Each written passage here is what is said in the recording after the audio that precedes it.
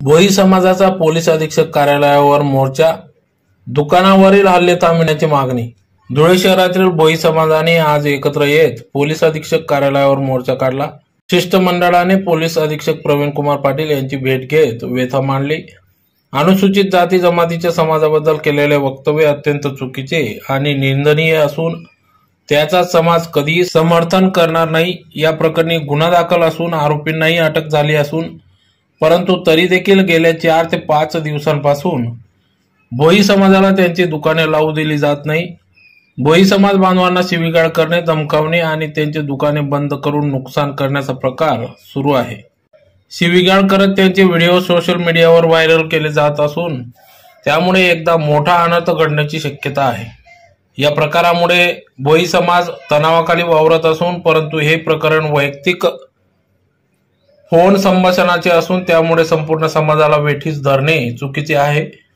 तरी भोई समाजाच्या दुकानावरील हल्ले तात्काळ थांबवून कारवाई करावी, तसेच आम्हाला संरक्षण द्यावे अशी देखील मागणी निवेदनाद्वारे केली आहे। भोई समाज सेनेच्या नेतृत्वाखाली काढण्यात आलेल्या या मोर्चात समाज बांधव मोठ्या संख्येने सहभागी झाले होते। तर निवेदनावर सुरेखा मोरे, योगिता मोरे, कल्पना मोरे, राम मोरे, संगीताबाई मोरे अनेकांच्या स्वाक्षऱ्या असून याबाबत लवकरात लवकर दखल घ्यावी अशी मागणी या निवेदनातून करण्यात आली आहे।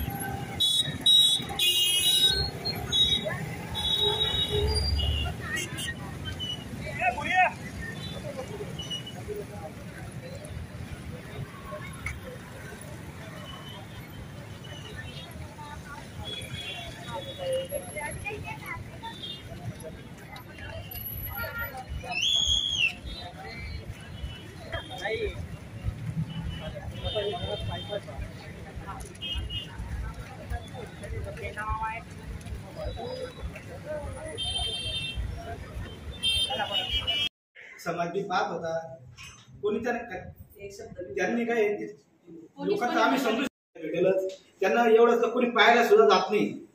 सर्व समाजाला त्रास मोल मजुरी करणारे लोक आहेत सर।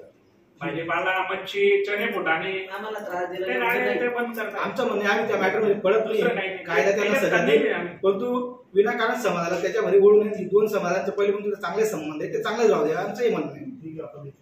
माझं नाव शशिकला मोरे आहे आणि मी इथं निवेदन द्यायला आली होती की आम्हाला खूप त्रास होतोय। जे लोकांनी गुन्हा केला तो गुन्हा दाखल झालेला आहे आणि ते जमाही झालेले आहेत।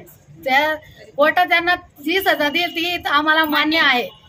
आमचा त्यांना पाठिंबा नाही, परंतु आम्ही रोडवर बसून भाजीपाला विकतो। नकाने रोडवरील बऱ्याचशा लोकांचा भाजीपाला विक्रीचे दुकानं त्यांनी फेकून दिले। उद्या ते साखरी रोडवरही येऊ शकता, तर त्यांनी असं करू नये म्हणून आम्ही एसपी साहेबांना निवेदन द्यायला आलो होतो आणि एसपी साहेबांनी आम्हाला सांगितलं की आम्ही मीटिंग बसवू आणि तुमचा सल्ला घेऊ।